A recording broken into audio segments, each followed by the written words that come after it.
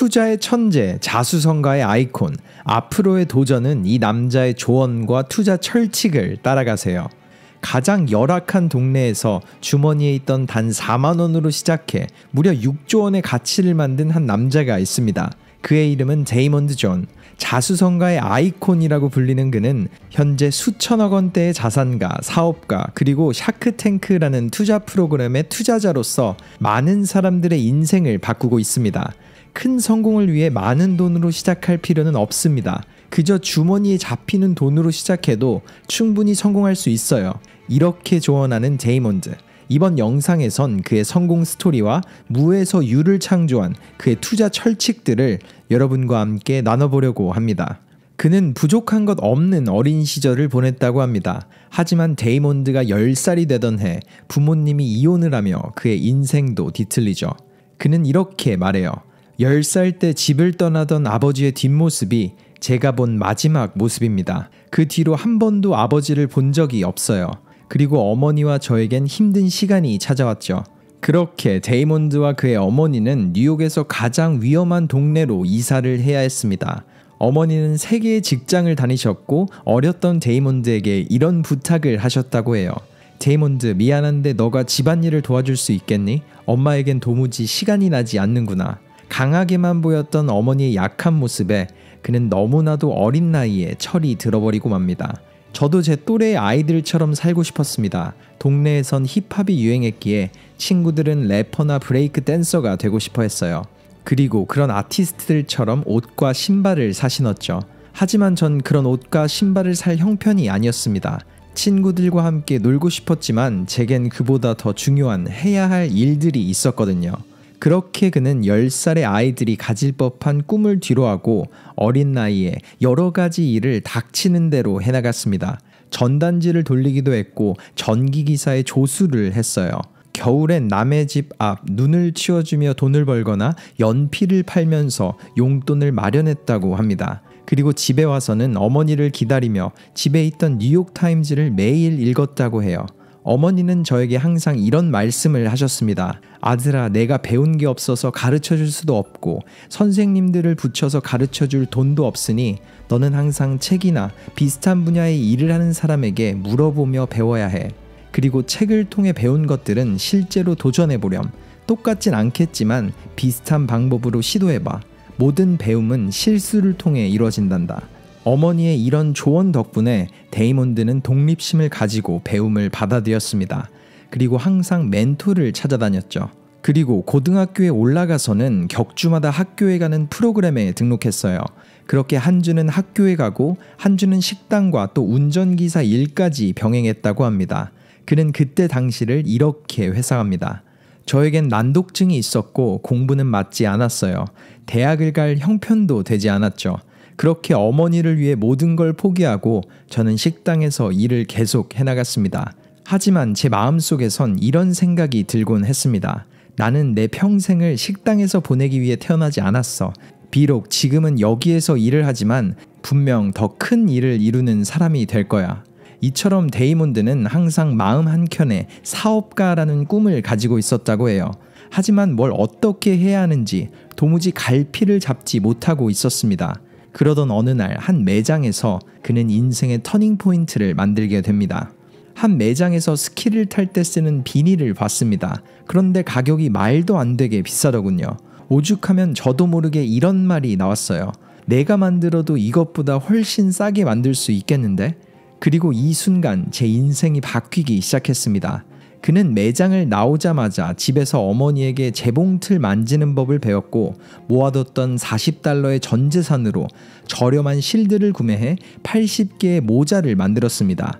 그리고 자신이 살던 동네의 코너에서 개당 $10에 사람들에게 판매했죠. 반응은 뜨거웠고 80개의 모자를 모두 판매한 그에겐 $800라는 큰 돈이 쥐어지게 됩니다. 하지만 그 경험은 그에게 돈 이상의 의미와 가치가 있었죠. 그리고 그때 데이먼드의 어머니의 질문이 그의 도전에 불을 지피게 됩니다. 큰 꿈을 꾸라고 말하셨던 어머니는 저에게 이렇게 물어보셨어요.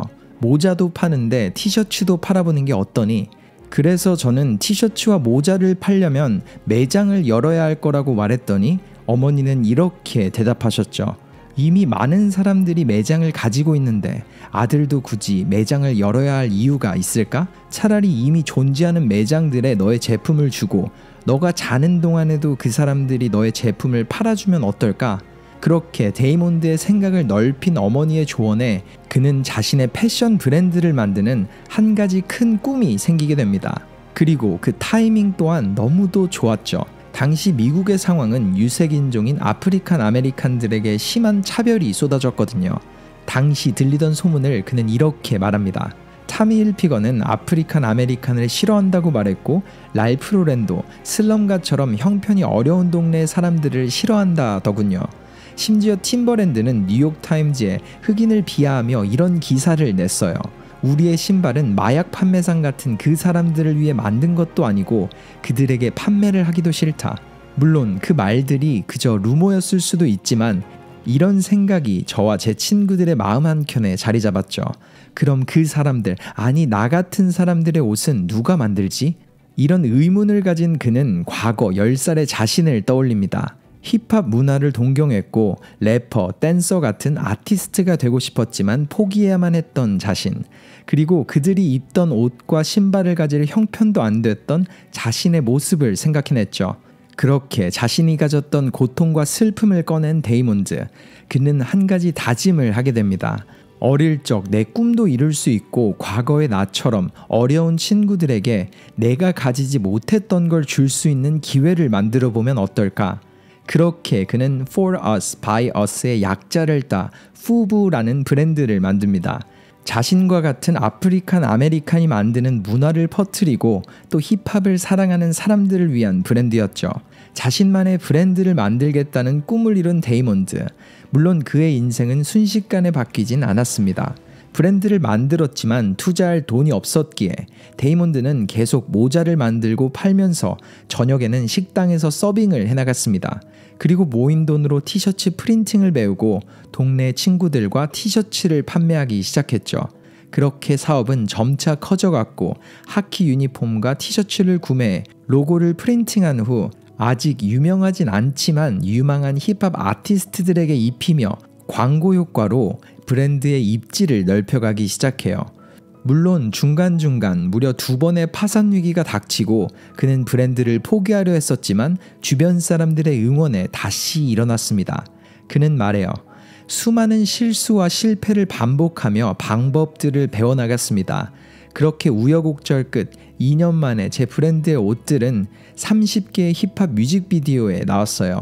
사람들은 그 당시 저희가 큰 브랜드인 줄 알았지만 사실 저희는 친구 2명과 운영하던 아주 작은 브랜드였죠.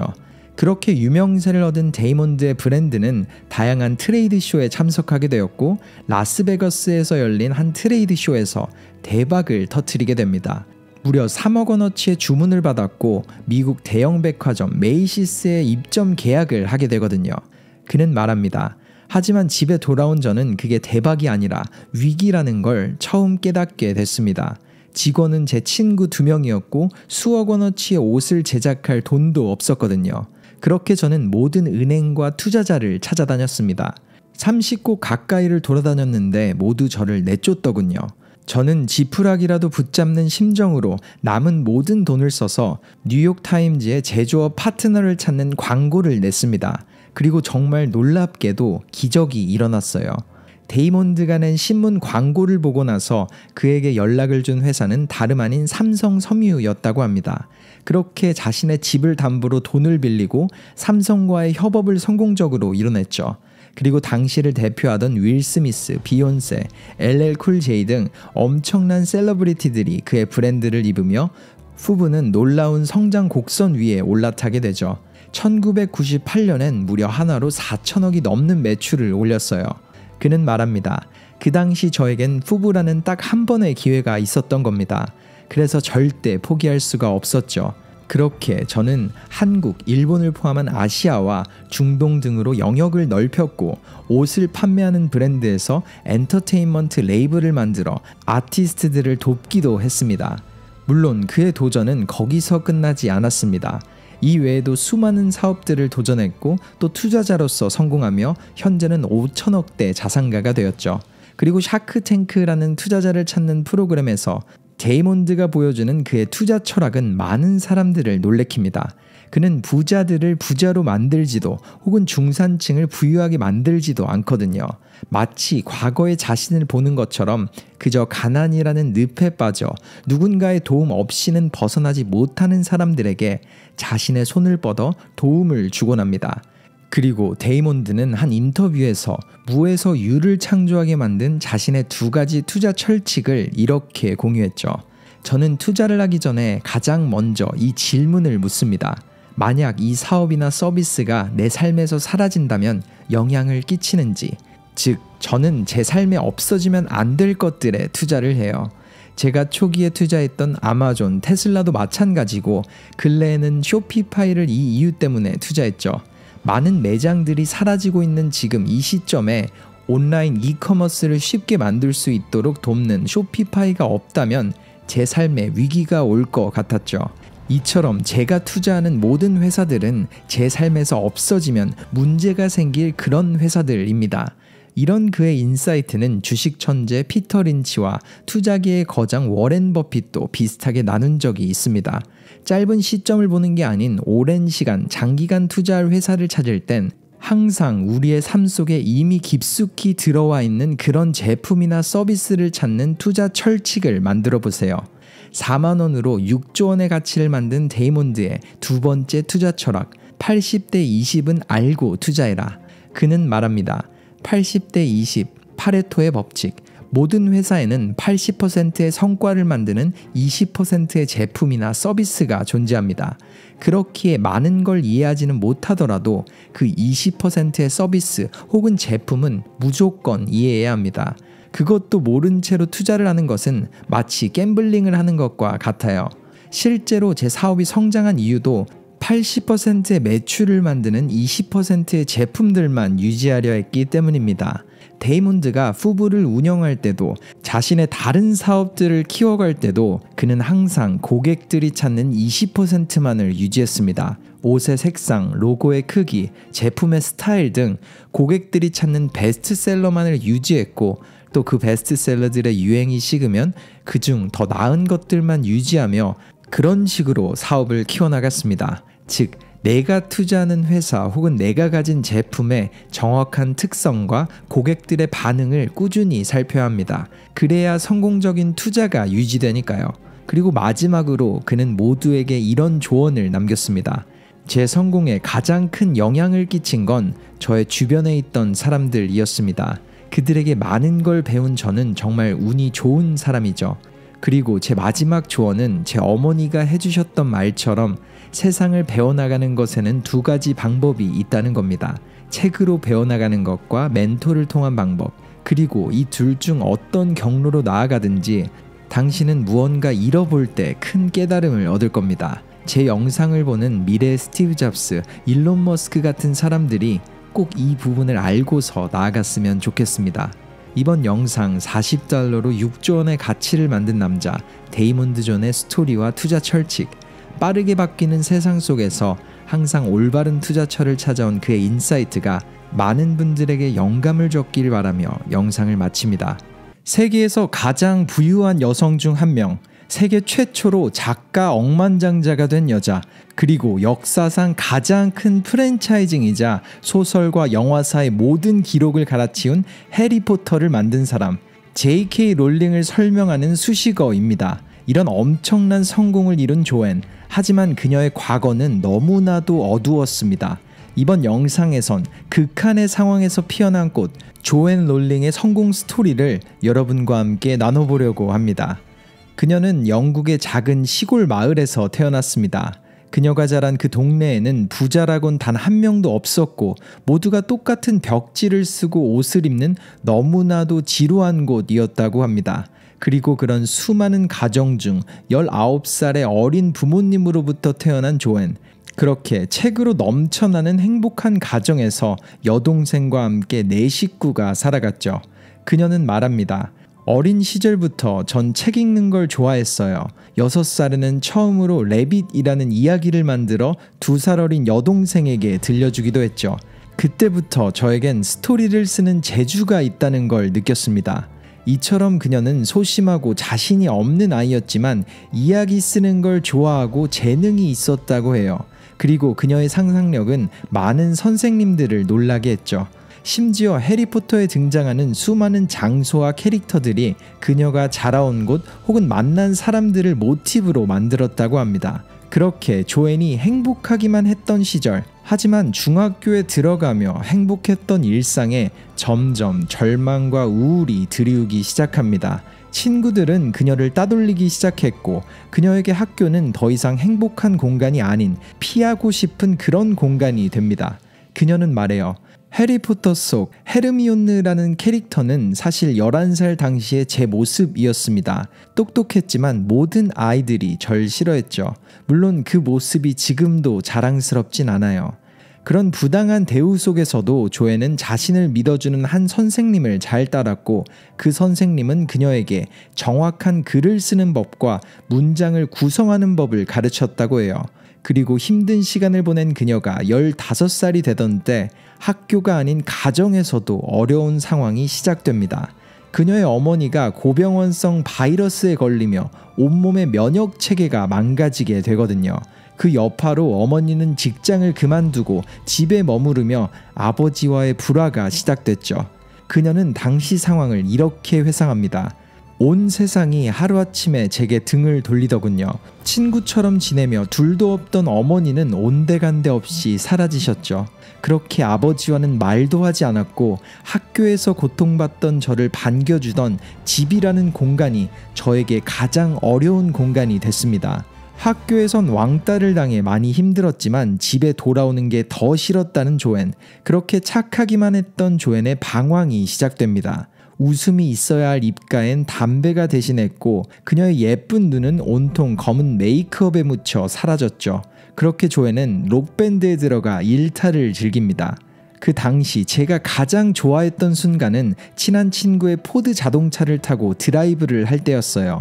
마치 새로운 세계로의 자유가 펼쳐지는 기분이었죠. 이렇게 말하는 조앤. 그리고 그녀는 자신에게 자유를 느끼게 해준 그 자동차를 계단 밑에 살던 해리포터를 구출하는 위즐리 가족의 하늘을 나는 자동차로 쓰기도 했어요. 이처럼 미래의 그녀가 쓰게 될 해리포터라는 소설은 수많은 그녀의 아픈 기억들을 담았죠. 그렇게 우울한 나날을 보내던 학창시절의 끝자락, 그녀는 여러 대학에 지원했지만 떨어졌고 결국 부모님의 권유에 의해 한 대학교에서 프랑스어를 전공하게 됩니다. 그리고 별다를 것 없이 끝난 대학생활, 조앤이 친구들과 함께 꿨던 꿈은 통역을 하는 비서가 되는 것이었죠.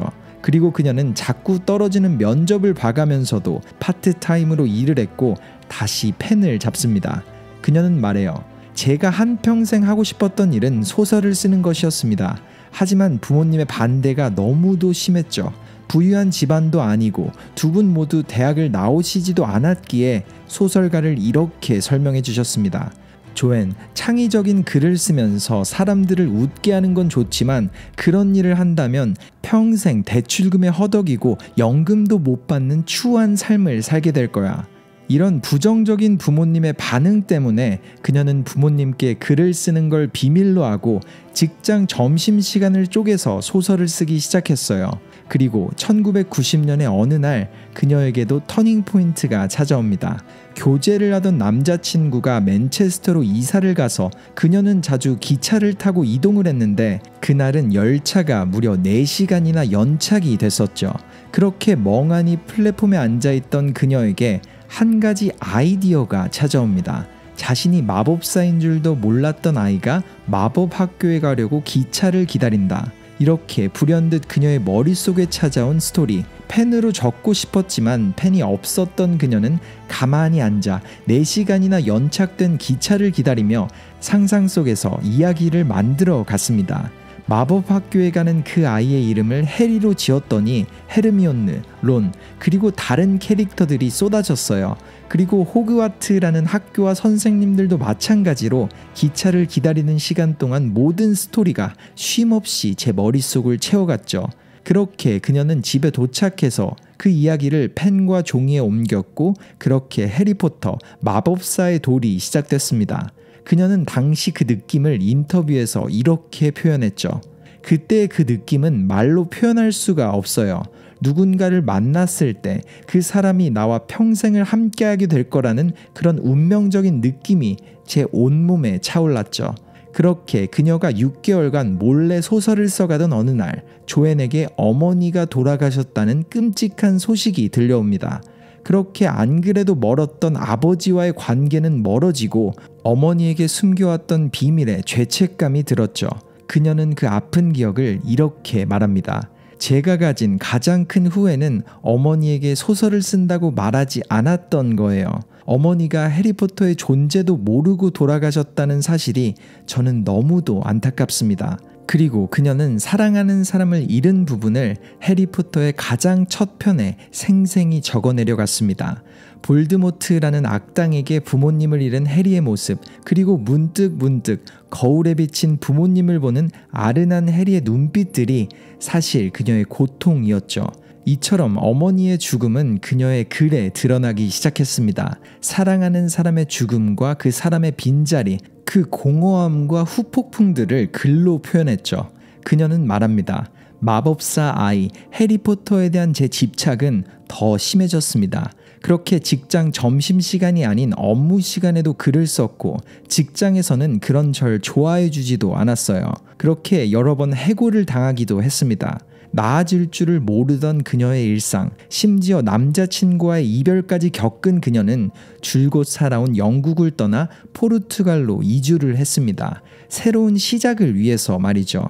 조앤은 그곳에서 오전엔 글을 쓰고 저녁에는 어학원 영어 선생님으로 아이들을 가르쳤어요. 그렇게 글을 쓰며 가난의 굴레 속에서 지낸 그녀는 자기 자신을 항상 의심했고 증오했다고 해요. 그리고 그렇게 지내던 어느 날 TV 저널리스트였던 조지라는 남자와 사랑에 빠져 첫 결혼식을 올리게 됩니다. 그리고 첫 아이를 임신하게 되지만 스트레스 탓이었는지 조앤은 유산이라는 아픔을 겪게 되죠. 그렇게 새로운 삶을 위해 찾아온 포르투갈에서도 정말 지옥 같은 삶이 이어집니다. 남편의 폭력과 폭언은 날이 갈수록 심해졌고 자신의 재정적 위치까지도 최악이었던 그녀는 차마 집을 나올 생각도 못했어요. 그리고 1년 후엔 딸을 출산하게 됐지만 아이가 3개월도 채 되지 않았던 어느 날 그녀는 집에서 쫓겨나게 됩니다. 제가 할 수 있는 건 하나도 없었습니다. 몰래 집에 들어가 제 딸을 데리고 나와서 여동생 집 근처로 거처를 옮겼어요. 그렇게 그녀는 남편을 피해 도망다니며 살았고 엄청난 심리적 고통과 심한 우울증을 앓게 됩니다. 그녀는 말해요. 인생 가장 어두운 시간이었습니다. 극단적인 선택을 하려고도 수없이 생각했어요. 하지만 전 제 딸이 있었기에 멈출 수 없었습니다. 그녀는 혼자의 힘으로 이길 수 없던 상황 속 정신과 치료와 상담사의 9개월간의 도움으로 위기를 이겨내기 시작합니다. 그리고 1995년 끝내 이혼을 하게 되죠. 그녀는 당시 기분을 이렇게 말합니다. 졸업 후 7년이라는 시간이 지났을 때였어요. 저는 제가 아는 사람 중 가장 큰 실패를 한 사람이 저 자신이라고 생각했습니다. 학창시절과 집안 문제, 심지어 결혼 생활도 실패를 했고 혼자서 부양해야 할 아이가 있는데 직업도 없는 실직자인 제가 너무도 싫었습니다. 그녀는 이때 이 감정을 해리포터 3편 디멘터라는 캐릭터에 담았다고 합니다. 끝없는 어둠 속에서 영혼을 빨아먹는 괴물이 그 당시 그녀가 느꼈던 절망이었던 거죠. 하지만 그녀는 포기하지 않았습니다. 시간이 지나자 그 상황들은 오히려 저에게 도움이 됐습니다. 모든 걸 내려놓고 생각해보니 남들이 생각하는 기준 속에서 사는 삶을 잊고 정말 저다운 삶을 살 수 있는 해방감이 들었죠. 제가 가진 가장 큰 두려움을 마주했을 때 저는 더 이상 물을 곳이 없었고 무서울 게 없었어요. 사랑하는 제 딸과 함께 있었으니까요. 그렇게 제게 의미 있는 일을 해나갈 수 있었습니다. 그 당시 느낀 가장 아래의 바닥이 결국 가장 튼튼한 기반이 됐던 거죠.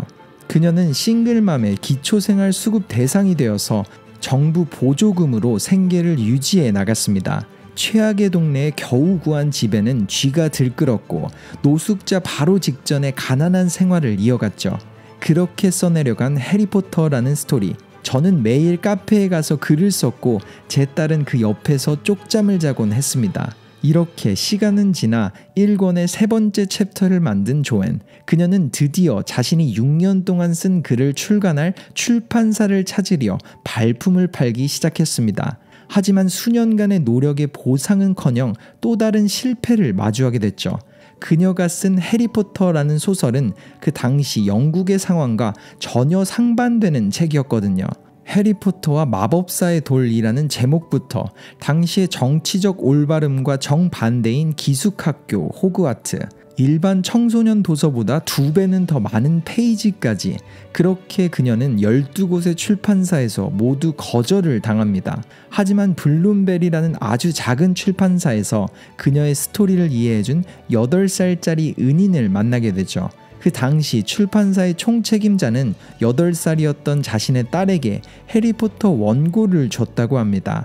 그리고 해리포터와 마법사의 돌의 2가지 챕터를 읽은 그의 딸은 이렇게 말했죠. 이 다음 챕터는 어떻게 되죠? 너무 궁금해요.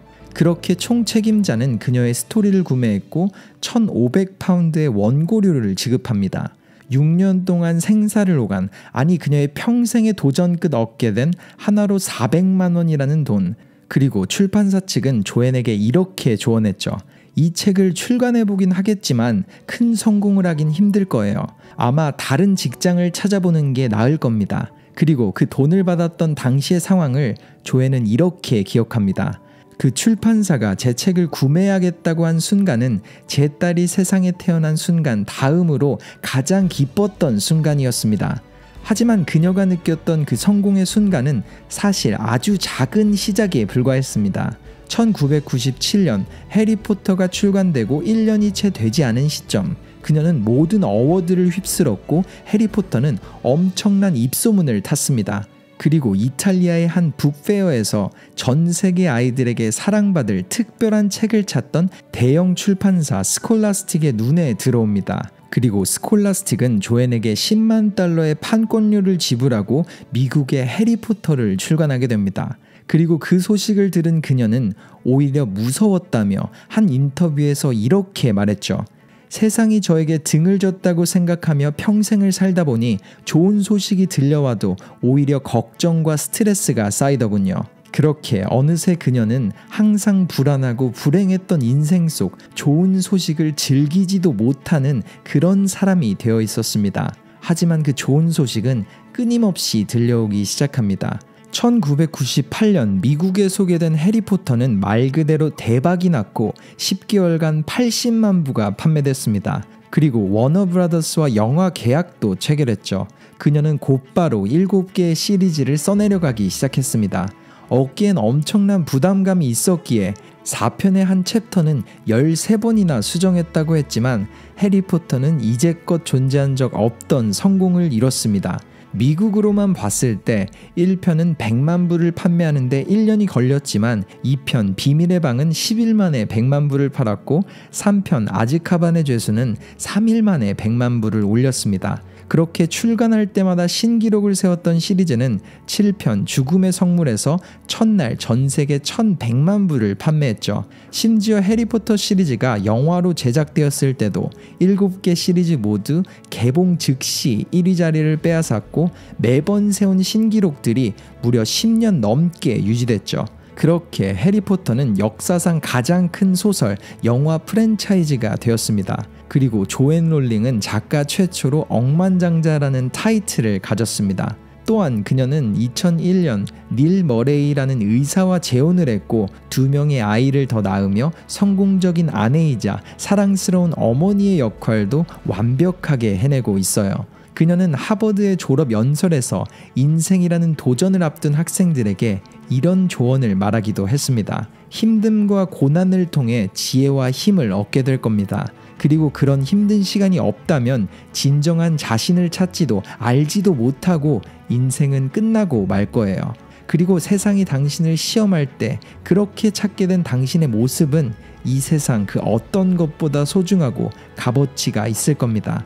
이번 영상 속 조앤 롤링의 인생 스토리, 물론 누군가 겪은 삶의 고통을 수치화할 순 없겠지만 그녀는 끔찍했던 그 고통들을 자신만의 방법으로 표현해 나갔습니다. 그리고 그 스토리를 읽고 듣는 사람들에겐 자신이 느낀 부정적 감정이 아닌 행복과 웃음을 선물해 나갔죠. 그렇게 저를 포함한 전 세계 수천, 수억 명의 사람들에게 상상 너머의 이야기로 감동을 전했습니다. 그리고 해리포터라는 6,000페이지의 스토리가 조앤 롤링의 아픈 기억들이라는 걸 알게 된 후로 그녀의 스토리가 많은 사람들에게 알려줬으면 좋겠다는 막연한 생각을 하게 됐습니다. 그렇게 해리포터를 접한 사람들이 단순 영화가 아닌 용기를 얻는 통로가 되었길 바라는 마음이 이번 스토리를 읽기 시작한 계기가 됐죠. 이번 영상 속 조앤이 마지막에 던진 메시지처럼 여러분이 역경과 위기를 지나갈 때마다 멈춰야 할 이유가 아닌 나아가야 할 원동력과 자신만의 진정한 모습을 찾게 되는 계기가 되길 바라며 영상을 마칩니다. 터닝포인트였습니다.